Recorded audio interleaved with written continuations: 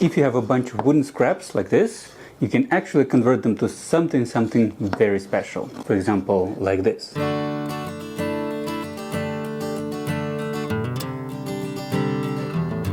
Well, you could if you happen to also have several key tools, but even if you don't, there are still options. For this small project, I decided to do a little bit of laser engraving for my friend's cat, and afterwards I decided that this charcuterie board will be a cat-cuterie board.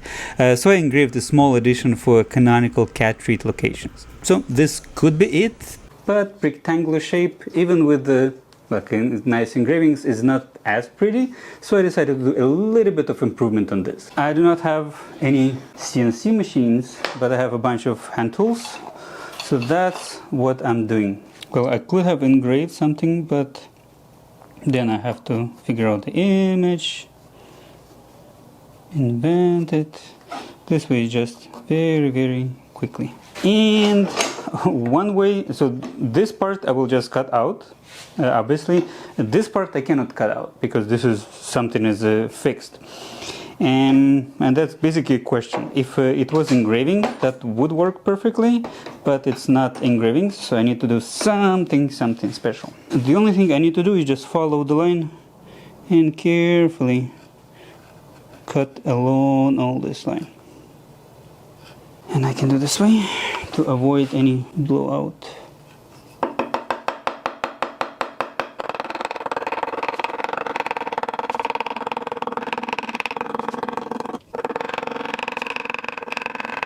Okay. So, and again, I could have stopped at this point. The edge has been defined and everything could be good. But I'm not stopping at that point. I'm doing a little bit more special and simply doing undercutting. And again, I need to clean this up. And basically it.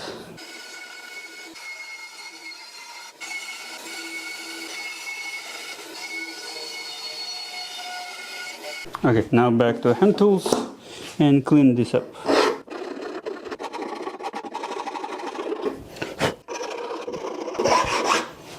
That's it.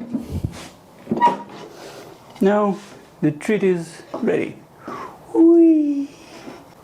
One cat-cuterie board is good, but two cat-cuterie boards even better. Well, nothing really gonna change, but we'll try.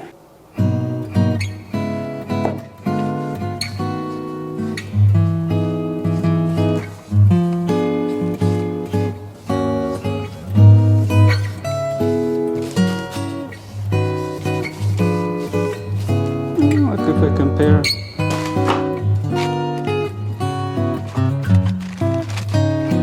ta-da! Very simple project, especially if you have a laser engraver, but even if you don't, you can also do something nicer like this. This way I did it a slightly different way, like with the ridges, without the ridges, but both looking nice. And I think I like with the ridges a little bit more.